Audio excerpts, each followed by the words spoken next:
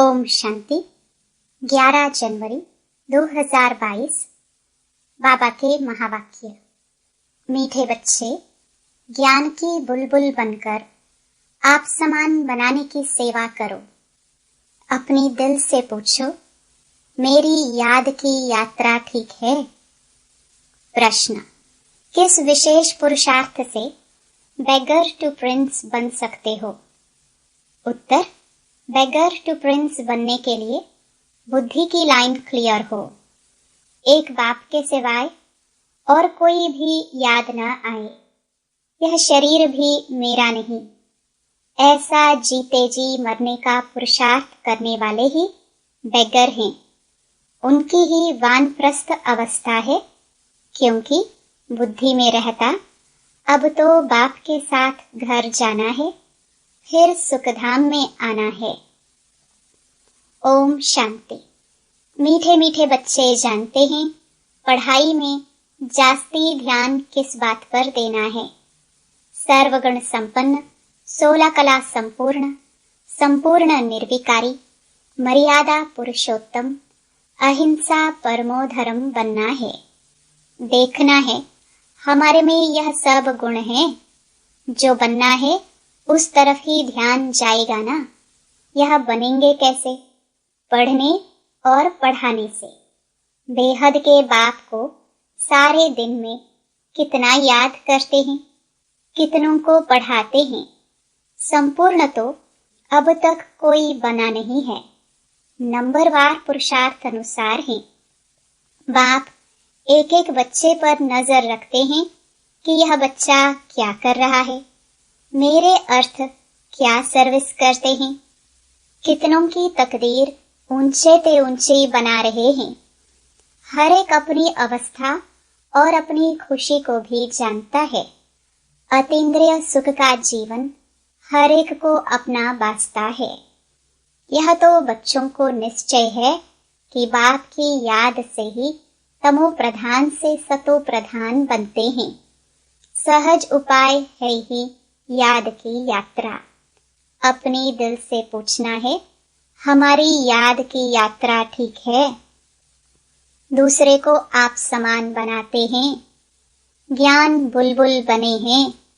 तुम ब्राह्मण ही दैवी गुण धारण कर मनुष्य से देवता बनते हो।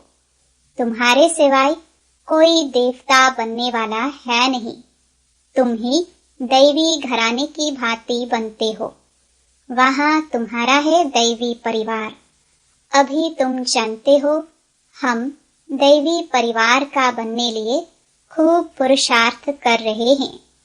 बच्चों को पढ़ना भी कायदे से है।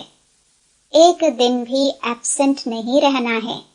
भल बीमार हो, कॉट पर पड़े हो तो भी बुद्धि में शिव बाबा की याद रहे। आत्मा जानती है हम बाबा के बच्चे हैं। बाबा हमको घर ले चलने आया है। कितनी सहज याद है। यह भी प्रैक्टिस चाहिए। बुद्धि में एक बाबा की ही याद रहे। बाबा आया है। हम शांति धाम में जाकर फिर सुखधाम में आने वाले हैं। पिछाड़ी तक इतनी मेहनत करनी है जो एक शिव बाबा की ही याद रहे। और संग तोड़ एक संग जोड़ना है। मुख से कोई जाप नहीं करना है। औरों को आप समान बनाने के लिए पढ़ाना भी है। बाप समझाते हैं तुमको उस अवस्था में जाना है जिस सतो प्रधान अवस्था में तुम यहाँ आए थे। उस अवस्था में जाकर फिर उसी अवस्था में आना है सतयुग में। कितना सहज है। तुम भक्ति मार्ग में गाते थे, आप जब आएंगे तो हम और संग तोड़ एक तुम संग जोड़ेंगे। इसमें मेहनत है। पवित्रता की बात भी मुख्य है। गृहस्थ व्यवहार में रह कमल फूल समान बनना है। वह कमल भी पानी से धरनी से ऊपर रहता है। तुम चैतन्य फूल भी धरनी के ऊपर हो तो तुमको भी प्रतिज्ञा करनी है। हम पवित्र रहते हुए एक आपको ही याद करेंगे, जो अंत में सिवाय आपके और कोई की याद न आए, कोई अवगुण भी न रहे। जो बच्चे ऐसे बनते हैं वह सदैव हर्षित रहते हैं। यह प्रैक्टिस अच्छी रीति करनी है। बच्चे जानते हैं कभी कभी अवस्था मुरझा जाती है, माया झट छुई मुई कर देती है। हर एक को अपने आप से पूछना बहुत जरूरी है, हम कितना बाप की याद में रह हर्षित रहते हैं, कितना बाप की सर्विस में टाइम देते हैं। भल कोई कैसा भी है, तुम बच्चों को सर्विस करते ही रहना है। जांच करते हैं कौन वर्षा पाने के लायक है। जैसे बिच्छू को मालूम पड़ता है यह पत्थर है या नरम चीज है, तो पत्थर पर कभी डंक नहीं लगाएगी। तुम्हारा धंधा ही यह है। तुम बेहद बाप के स्टूडेंट हो ना। पढ़ाई पर बहुत मदार है। शुरू में बच्चे मुरली बिगर एक दिन भी रह नहीं सकते थे। कितना तड़पते थे। क्लास में बड़ी बहनों ने गीत सुनाया, तेरी मुरली में जादू। बांधेलियों को कैसे मुरली पहुंचाते थे। मुरली में ही जादू है ना। कौन सा जादू? विश्व का मालिक बनने का जादू। इससे बड़ा जादू कोई होता नहीं। तो उस समय मुरली का तुमको कितना कदर था। मुरली पहुंचाने के लिए कितना प्रयत्न करते थे। समझते थे पढ़ाई बिगर बेचारे का क्या हाल होगा। यहाँ बाबा जानते हैं बहुत ऐसे बच्चे हैं जो मुरली पर पूरा ध्यान ही नहीं देते हैं। मुरली तो बच्चों को रिफ्रेश करती है।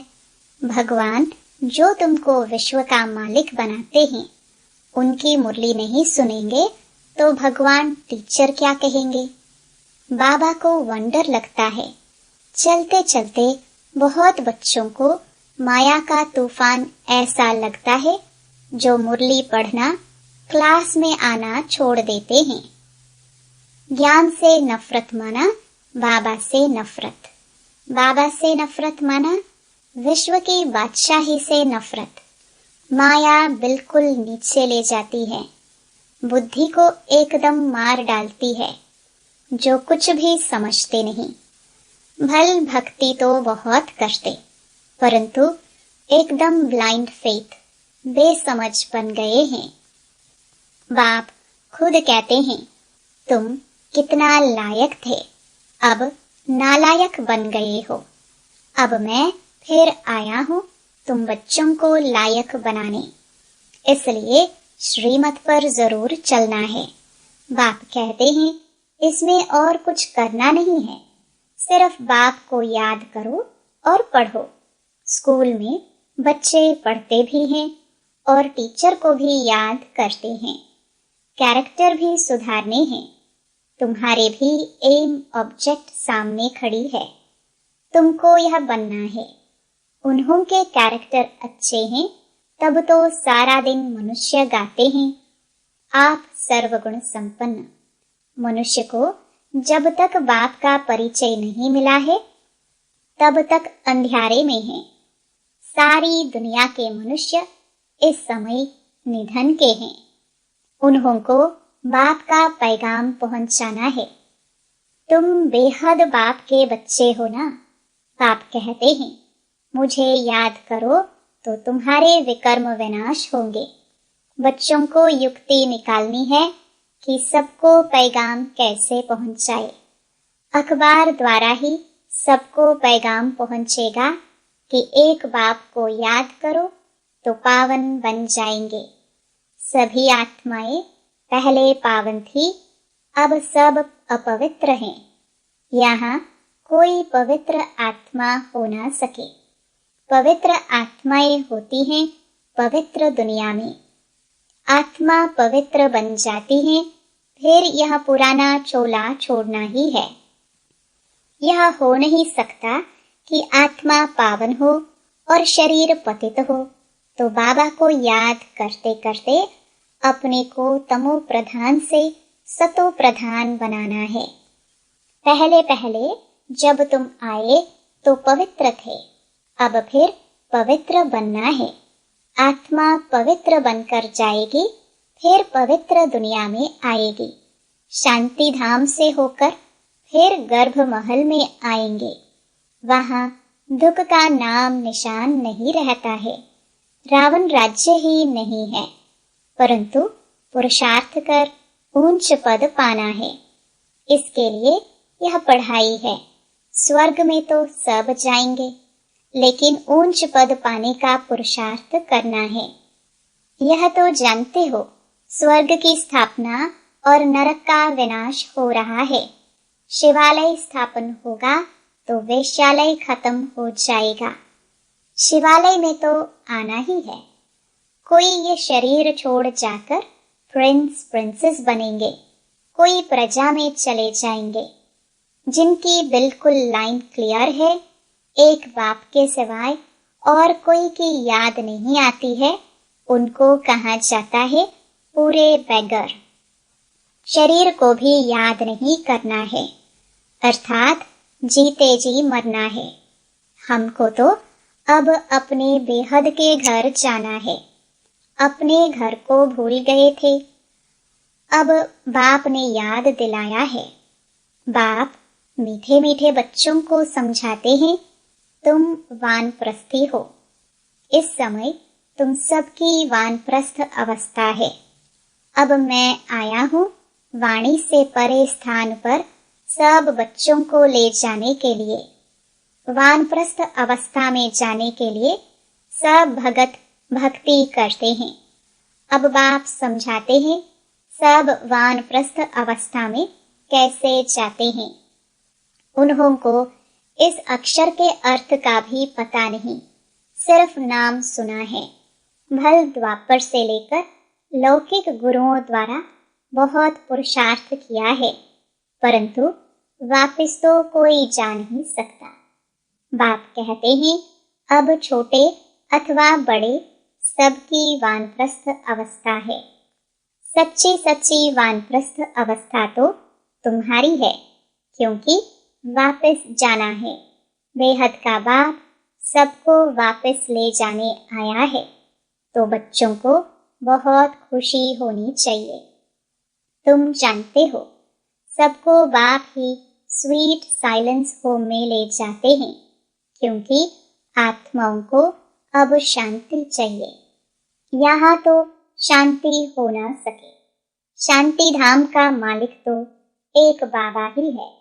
जब मालिक आए तब सबको ले जाए। भक्ति करते थे शांति धाम में जाने के लिए। ऐसे कोई नहीं कहते हम सुखधाम में जाए। बाबा कहते हैं हम तुम बच्चों को प्रॉमिस करता हूँ कि तुम सबको घर ले जाऊंगा, अगर मेरी श्रीमत पर चलेंगे तो। सुखधाम में कोई न भी चले, शांति धाम में तो जरूर ले जाऊंगा। छोड़ूंगा किसको भी नहीं। नहीं चलेंगे तो सजाए देकर, मारपीट दिलाकर भी ले चलूंगा। जैसे बच्चों को सजा दी जाती है ना, तुम बच्चों को भी ऐसे ले चलेंगे, क्योंकि ड्रामा में पाठ ही ऐसा है। इसलिए अपनी कमाई पर चलो तो अच्छा है, पद भी अच्छा मिलेगा। पिछाड़ी में आने वाले क्या सुख पाएंगे। बाबा कहते तुम चाहो व ना चाहो, तुम्हारे सब शरीरों को आग लगाकर आत्माओं को जरूर ले चलना है। मेरी मत पर चल, अगर सर्वगुण संपन्न 16 कला संपूर्ण बनेंगे तो ऊंच पद पाएंगे, क्योंकि मुझे बुलाया ही है कि आओ घर ले चलो, अर्थात मौत दो। यह तो सब जानते हैं, मौत आया कि आया, चीची कोई यहाँ रहना नहीं है। बाप कहते हैं मैं सबको चीची दुनिया से जरूर ले जाऊंगा। जो अच्छी तरह पढ़ेंगे वही सुखधाम में आएंगे। सुखधाम व स्वर्ग कोई आसमान में नहीं है। तुम्हारा यादगार मंदिर दिलवाड़ा है। आदिदेव बैठा है, बाप दादा है ना, इनके ही शरीर में बाबा विराजमान होता है। तुम जानते हो, यह बाप दादा दोनों बैठे हैं। इस समय तुम बच्चे जो राजयोग सीख रहे हो, उनकी निशानी मंदिर में दिखाई है। महारथी घोड़े सवार भी है। कल्प कल्प हूबहू ऐसा ही मंदिर बनेगा जो तुम जाकर देखेंगे।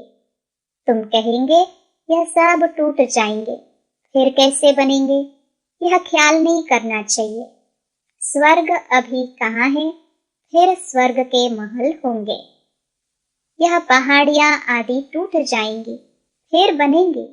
अब फिर भी बनेगा। बहुत बच्चे इस बात में बहुत मूंझते हैं।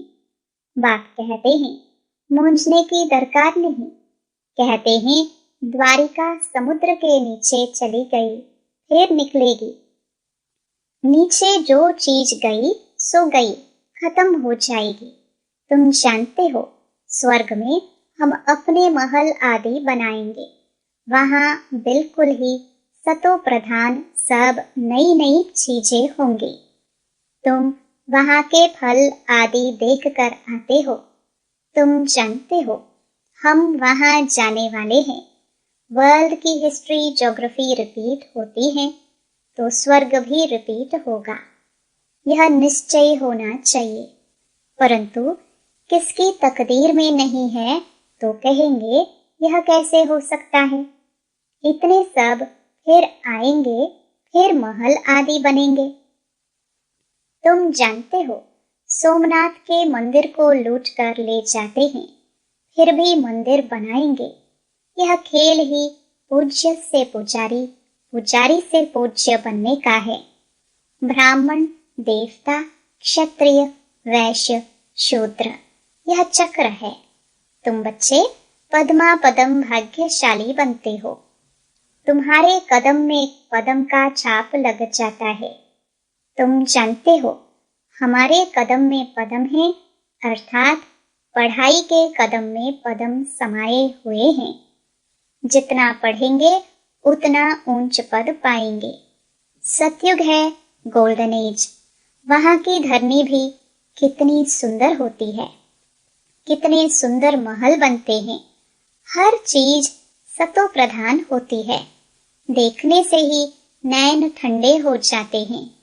ऐसी राजधानी के तुम मालिक बन रहे हो, तो कितना अच्छी रीति पुरुषार्थ करना चाहिए। पुरुषार्थ से ही प्रारब्ध बनती है। बच्चों को ज्ञान तो बुद्धि में है, बाप को याद करना है। लौकिक संबंध से ममत्व मिटाना है। सिर्फ एक बाप को याद करना है। अच्छा, मीठे मीठे सिखिलदे बच्चों प्रति माता पिता बाप दादा का याद प्यार और गुड मॉर्निंग। रूहानी बाप की रूहानी बच्चों को नमस्ते। धारणा के लिए मुख्य सार। पहला, बाप की याद में रह सदा हर्षित रहना है। कभी मुरझाना नहीं है। बीमारी में भी मुरली जरूर सुननी व पढ़नी है। दूसरा, पढ़ाई से कदम कदम में पदम जमा करने हैं और संगतोड़ एक बाप से जोड़ना है। वरदान, सदा हर संकल्प और कर्म में ब्रह्मा बाप को फॉलो करने वाले समीप और समान भव। जैसे ब्रह्मा बाप ने दृढ़ संकल्प से हर कार्य में सफलता प्राप्त की, एक बाप दूसरा न कोई, यह प्रैक्टिकल में कर्म करके दिखाया। कभी दिल शिकस्त नहीं बने, सदा नथिंग न्यू के पाठ से विजयी रहे। हिमालय जैसी बड़ी बात को भी पहाड़ से रुई बनाए रास्ता निकाला। कभी घबराए नहीं। ऐसे सदा बड़ी दिल रखो, दिल खुश रहो। हर कदम में ब्रह्मा बाप को फॉलो करो तो समीप और समान बन जाएंगे। स्लोगन, अतीन्द्रिय सुख का अनुभव करना है तो गोपी वल्लभ की सच्ची सच्ची गोपिका बनो। लवलीन स्थिति का अनुभव करो।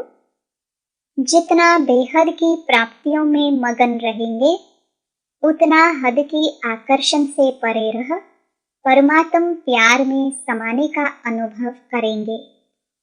आपकी यह लवलीन स्थिति वातावरण में रूहानियत की खुशबू फैलाएगी। ओम शांति। मेरे मीठे मीठे भाई और बहनों, बाबा के इस अनमोल खजाना यानी ज्ञान रूपी मुरली को जन जन तक पहुंचाना हम सब की कर्तव्य नहीं बल्कि धर्म है। मैं तो अपना धर्म निभा रही हूँ, अब आपकी बारी। आप भी अपनी व्हाट्सएप और फेसबुक और दूसरे सोशल मीडिया के ग्रुप में शेयर कीजिए। क्या पता आपके इस नेक काम की वजह से किसी की जिंदगी जीने की एक नई राह मिल जाए। और हाँ, आप भी इस YouTube चैनल को सब्सक्राइब कर लीजिएगा ताकि आपको भी रोजाना बाबा की मुरली को सर्च करना ना पड़े। शिव बाबा की अमृत वर्षा हम सब पर ऐसे ही बरसते रहे।